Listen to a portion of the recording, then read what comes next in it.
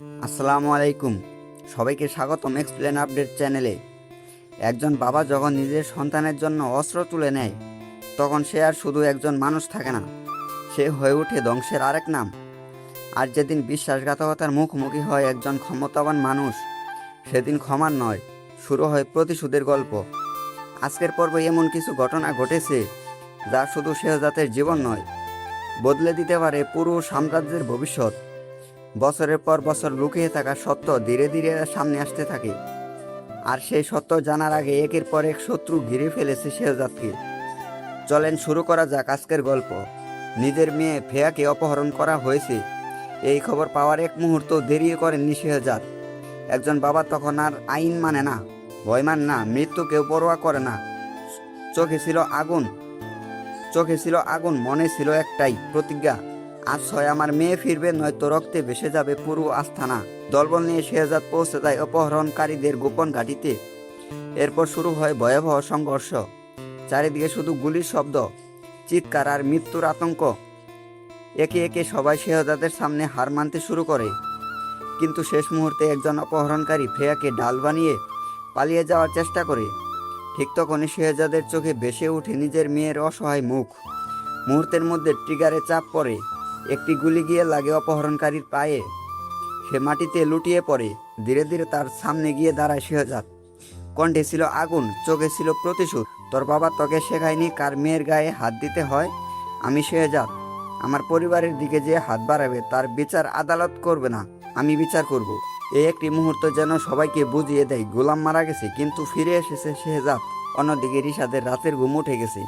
তার ভয় শুধু একটাই, শেহজাদ যদি সত্যি বেঁচে থাকে, তাহলে এতদিন ধরে সাজানো সব ষড়যন্ত্র এক মুহূর্তে শেষ হয়ে যাবে।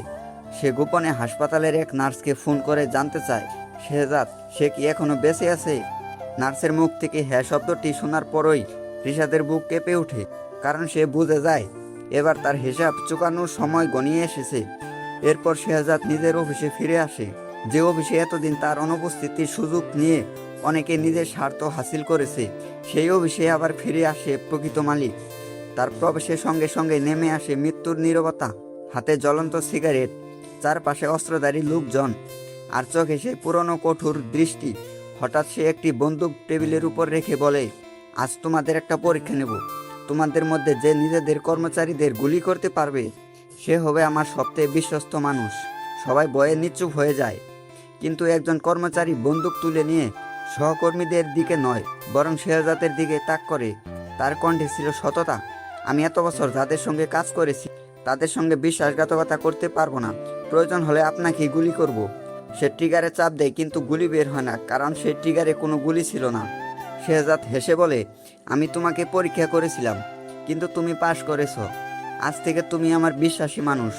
অন্যদিকে শুরু হয়েছে আরও এক বড় মানসিক যুদ্ধ। ফাতেমা নিজের স্বামী শেহজাদের সামনে দাঁড়িয়েও যেন শত মাইল দূরে। শেহজাদ যতবার কাছে যেতে চায়, ততবার সে নিজেকে সরিয়ে নেয়, কারণ তার বুকের ভিতর লুকিয়ে আছে এমন এক সত্য যা জানলে হয়তো শেহজাদ ভেঙে পড়বে। শেহজাদ যখন স্মৃতি হারিয়ে গোলাম পরিচয় বেঁচেছিল, তখন তাকে রক্ষা করার জন্যই বাধ্য হয়ে রিশাদকে বিয়ে করেছিল ফাতেমা। আজ সেই সিদ্ধান্তই তার জীবনের সবচেয়ে বড় অভিশাপ হয়ে দাঁড়িয়েছে। সে জানে যেদিন শেহজাদ সত্য জানতে পারবে, সেদিন হয়তো ভালোবাসার জায়গা আর থাকবে না, বরং তাকে ঘৃণা করবে। এদিকে রিশাদ মরিয়া হয়ে খুঁজছে লকার নাম্বার 92 এর ফাইল। কেন এই একটি ফাইলের জন্য এত দৌড়ঝাঁপ? কি এমন গোপন রহস্য লুকিয়ে আছে সেখানে? এমন কোনো কি প্রমাণ রয়েছে যা প্রকাশ পেলে সব মুখোশ খুলে যাবে? অন্যদিকে শেহজাদের মা সাফিজকে স্পষ্ট নির্দেশ দেন শেহজাদকে কিছু বলবে না। গোলাম হয়ে থাকার সময় কি ঘটেছিল সে যেন কখনো কিছু জানতে না পারে। কিন্তু সত্য যতই চাপা দেওয়া হোক না কেন, একদিন না একদিন তা প্রকাশ পাবেই। এদিকে ধীরে ধীরে শেহজাদের মনে ফিরে আসে সেই পুরনো দিনের স্মৃতি। ব্যবসার কাজে বের হওয়ার সময় তাকে পরিকল্পিতভাবে হত্যা করার চেষ্টা করা হয়েছিল। একটি গাড়ি ইচ্ছাকৃতভাবে তার গাড়িতে ধাক্কা দিয়েছিল। স্মৃতি ফিরে পাওয়ার পর সেই গাড়ির চালককে ধরে এনে শেহজাদ জিজ্ঞেস করে, আমাকে মারতে তোকে কে পাঠিয়েছিল, দাউদ খান, নাকি এর পিছনে আরো বড় কোনো শত্রু আছে? এই প্রশ্নের উত্তরই হয়তো বদলে দেবে পুরো গল্পের মোড়। এদিকে শেহজাদের মা এবং ফাতেমা আতঙ্কের দিন গুনছেন, কারণ তারা জানেন সত্য প্রকাশের দিন খুব কাছেই। আর সেই সত্যই যদি শেহজাদের কানে পৌঁছে যায়, তাহলে শুধু একটি সম্পর্ক নয়, ভেঙে পড়তে পারে পুরো পরিবার, রক্তে রাঙা হতে পারে প্রতিশোধের নতুন অধ্যায়। তাহলে 18 নম্বর পর্বে সত্যি কি প্রকাশ পাবে লকার নাম্বার 92 এর রহস্য? ফ্রেয়াকে অপহরণের আসল মাস্টার মাইন্ড কে? শেহজাদের উপর হামলার নৈপথ্য কি দাউদ খান, নাকি আরো ভয়ঙ্কর কোনো শত্রু? আর সবচেয়ে বড় প্রশ্ন, ফাতেমার লুকিয়ে রাখা সত্য জানার পর শেহজাদ কি তাকে ক্ষমা করবে, নাকি শুরু হবে এমন এক প্রতিশোধ যা সব সম্পর্ককে শেষ করে দেবে? এসব প্রশ্নের উত্তর জানতে হলে অবশ্যই দেখতে হবে দুনিয়া টাকার গোলাম নাটকের আগামী 18 নম্বর পর্ব। ভিডিওটি ভালো লাগলে একটি লাইক করে দিন এবং কমেন্ট করে জানিয়ে দিন আপনার মতে আসল খলনায়ককে। আর এমন আবেগঘন ও রহস্যময় নাটকের বিশ্লেষণ সবার আগে পেতে এক্সপ্লেন আপডেট চ্যানেলটি সাবস্ক্রাইব করে বেল আইকনটি অন করে রাখুন।